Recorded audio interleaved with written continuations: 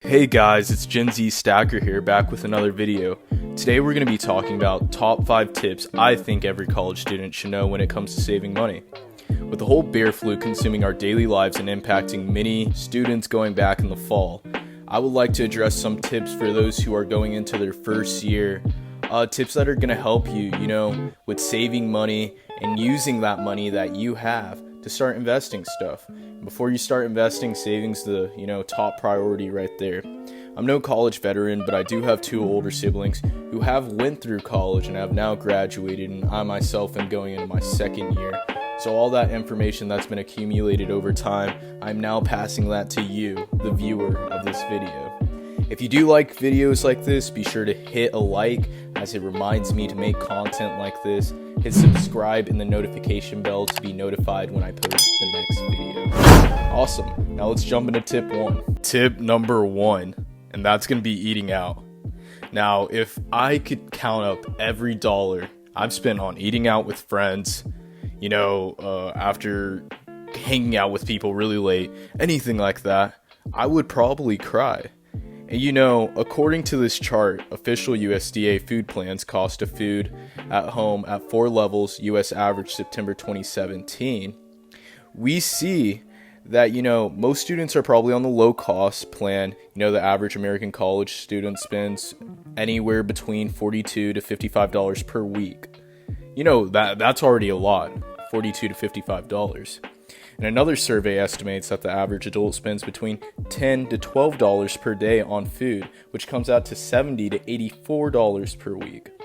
This means college students spend on average somewhere between $630 and $1,260 on food each semester.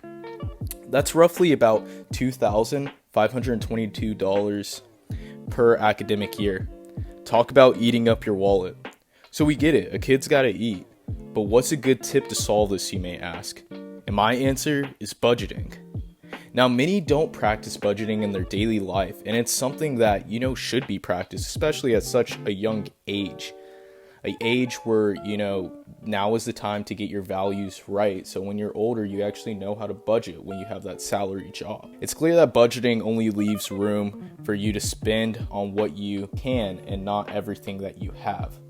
A great app I like to use is called EveryDollar. EveryDollar allows me to keep track of my very little income as a college student and allows it to stretch across multiple things. If you want another video on budgeting, I can cover that in the future, but it's back to the next 4 tips. Now, tip number 2 is going to be the student discount. I have no idea why this one isn't talked about in other tutorials on YouTube, or why parents and people do not tend to acknowledge it, but your student ID grants you privileges, and that's privileges to a lot of deals. I'm talking movie tickets, Amazon Prime, Spotify, Hulu, restaurants in your local area, museums. Chances are, if you think that they could possibly have a discount, they probably do. By taking advantage of this, you will save a couple dollars here and there, and those couple dollars are going to stack up. And with that money, you're going to be able to invest. So don't be afraid to whip out your cheesy ID and ask if they have a student discount. It may just save you a couple bucks, and we all know a couple bucks in college is another week of happiness. Now moving on to tip number 3. Tip number 3, the gym membership.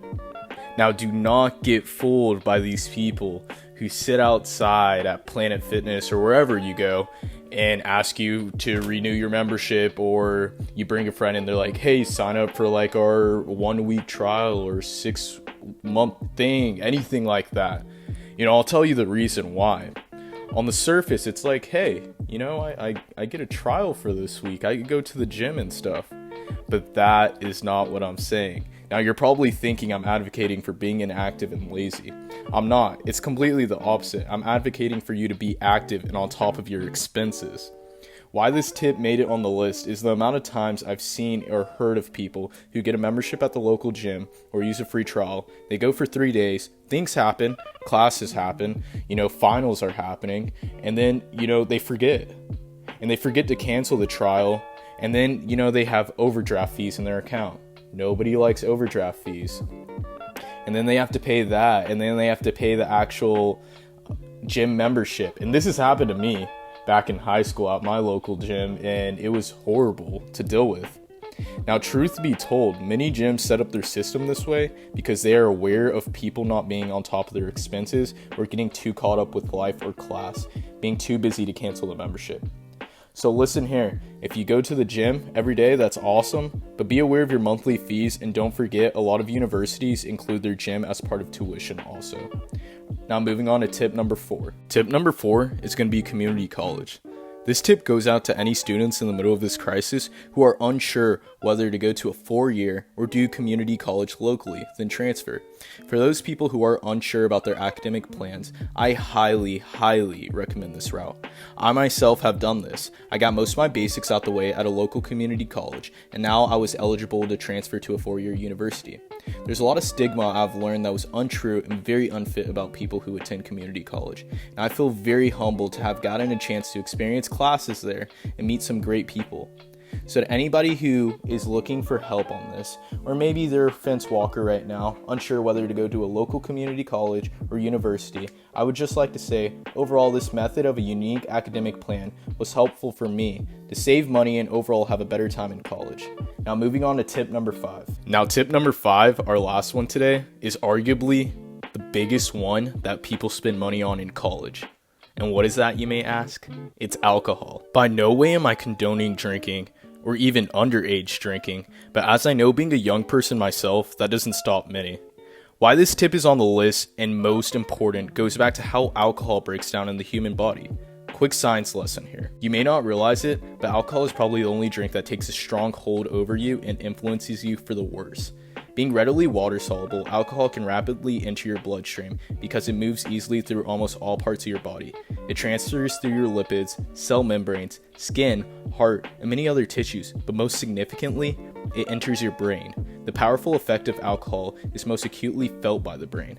Alcohol acts upon a certain area of the brain that sits between the reward center and logic plus memory center. Masses of dopamine get projected onto this particular part of the brain, making you feel unbearably overconfident, narcissistic, and optimistic. Simply put, this can be great to help you if you want to let go of your senses and forget your troubles. All of these effects consequently have a great impact on how you manage your finances. Overall, alcohol can make you feel great, but those late night munchies and Whataburger runs tend to add up.